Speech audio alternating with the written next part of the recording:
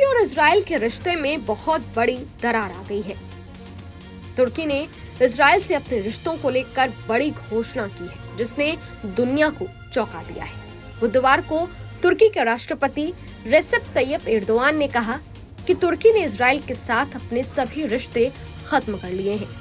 ये बयान उन्होंने सऊदी अरब और अजरबैजान के दौरे के बाद अपने विमान में पत्रकारों से बातचीत के दौरान दिया। एर्दोआन ने कहा, तुर्की गणराज्य की सरकार मेरे नेतृत्व में इजराइल के साथ किसी भी तरह का संबंध जारी नहीं रखेगी और हम अपने इस रुख पर दृढ़ रहेंगे। हालांकि तुर्की ने मई में इजराइल पर व्यापारिक प्रतिबंध लगाए थे, लेकिन अब भी तुर्की के राजनयिक मिशन तेल अवीव में खुले और संचालित हैं। पिछले साल तुर्की ने अपने राजदूत को भी वापस बुला लिया था, जबकि इजराइल ने सुरक्षा कारणों से अंकारा में अपना दूतावास खाली कर दिया। एर्दोआन ने यह भी कहा कि तुर्की इजरायली प्रधानमंत्री बेंजामिन नेतन्याहू को गाजा में किए गए कृत्यों के लिए जवाबदेह ठहराने के लिए हर संभव कदम उठाएगा।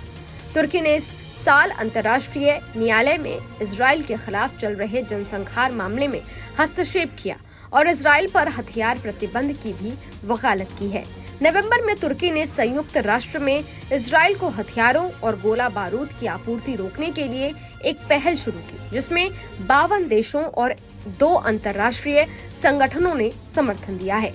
एर्दोआन ने कहा कि उन्होंने इस पहल को संयुक्त राष्ट्र सुरक्षा परिषद के अध्यक्ष और महासचिव के सामने पेश किया है और रियाद में आयोजित एक शिखर सम्मेलन में अरब लीग के सभी सदस्यों को इस पत्र पर हस्ताक्षर करने का आमंत्रण भी दिया गया है।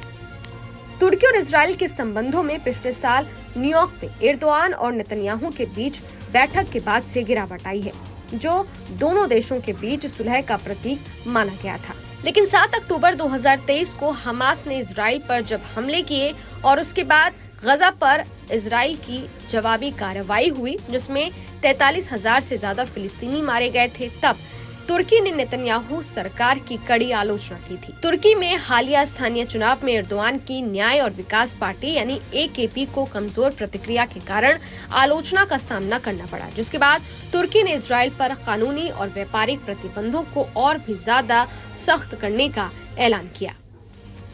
अगर युद्ध के ताजा अपडेट की बात करें तो पिछले दिनों हिजबुल्लाह ने इजराइल को बुरी तरह से दहला दिया था। पहले ही कुछ घंटों में 25 आसमानी हमले किए, फिर ताबड़तोड़ 165 रॉकेट से ऐसा अटैक किया कि इजराइल का आयरन डोम तक फेल हो गया। इसके बाद भी हिजबुल्लाह अपने हमलों को रोक नहीं रहा। यानी ये जंग अब आर पार की लड़ाई बन चुकी है, जिसने नेतन्याहू की टेंशन बढ़ा दी है। एक तरफ नेतन्याहू हमास, हिजबुल्लाह और ईरान से जंग लड़ रहे हैं, तो वहीं अब दूसरी तरफ तुर्की ने इजराइल से संबंधों को लेकर बड़ा ऐलान कर दिया है।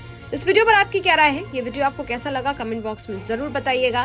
बाकी देश और दुनिया की तमाम खबरों के लिए देखते रहिए न्यूज नेशन। शुक्रिया। न्यूज नेशन अब व्हाट्सएप पर खबरों की ताजा अपडेट के लिए न्यूज नेशन के इस QR कोड को स्कैन करें।